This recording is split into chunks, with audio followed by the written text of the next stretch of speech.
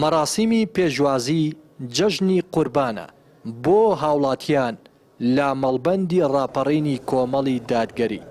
بەرپرسی مەڵبەند دەڵێت وەک نەریتی لە مێژینە و ساڵانەی خۆیان لەگەڵ دۆست و لایەنگران و هاوڵاتیانی سنوورەکە بەیەکەوە جەژنانە دەکەن.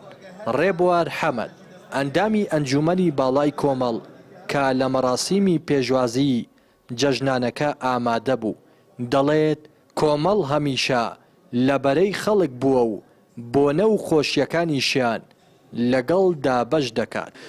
ژمارەیەک لە دۆست و ئەحباب و لایەنگران و خۆشەویستان مەبەستیانە کە بێن لە نزیکەوە جەژنە پیرۆزە لە برایانیان لە مەڵبەندا بکەن. ئێمە شەو دەرفەتەمان ڕەخسان پاشانێش دیداری بەشێک لە برایان لە برایانی خۆمان لە ناوخۆ لە سنوورەکە و لە نزیکەوە بە تاکیدەوەش ئامانجێکی پیرۆز بوو. ومێد دەکەین ئینشاڵڵا ئەم جەژنە بێتە مای خێر و خۆشی بۆ هەموو لایەک. پیرۆزبایی جەژنی قوربان لە هەموو مسلمانان دەکەین لە بەتایبەتی لە گەلی کوردی مسلمان. من پێم وایە هەر هێزێکی سیاسی بێ یا هەر ڕێکخراوێک هەر لایەنێک کە بێ لەو منتەڵەقەوە سەیری جەژنکە.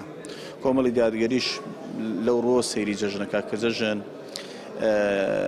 هۆکارێکە بۆ ئەوەی کە هەموو لایەک بەیەکەوە هەموو چین و توێژەکانی کۆمەلگا پێکەوە ئاشتەوایی ڕابگەێنن و کۆتایی دووبەرەچی بێت و هەمومان بەرژەوەندێکی شتەکانی کۆمەلگا کۆمان کاتەوە و خۆشیەکانمان خۆشی هەمووان بێ و ناخۆشیەکانیش ناخۆشی هەمووان بێت. هاوڵاتیان و چین و توێژە جیاوازەکانیش خۆشحاڵن بە مەراسیمی جەژنە پیرۆزەی مەڵبەندی ڕاپەڕینی کۆمەڵ و دەڵێن ئەو جۆرە مەراسیمانە دەبێتە هۆی زیادبوونی برایەتی و خۆشەویستی نێوانیان.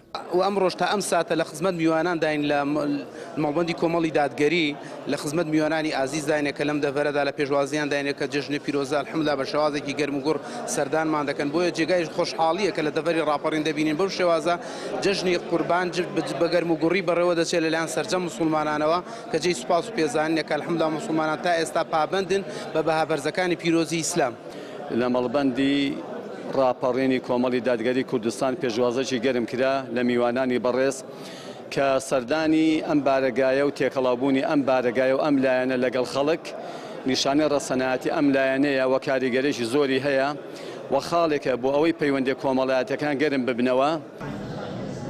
جەژن جگەلەوەی مەراسیمێکی ئاینیە مسلمانان ئەنجامی دەدەن و خۆشی خۆیان دەردەبڕن با سەردانی یەکتر و دابەشکردنی شیرینی و قوربانیکردن دەبێتە هۆی تەبایی و خۆشەویستی نێوان مسلمانانیش.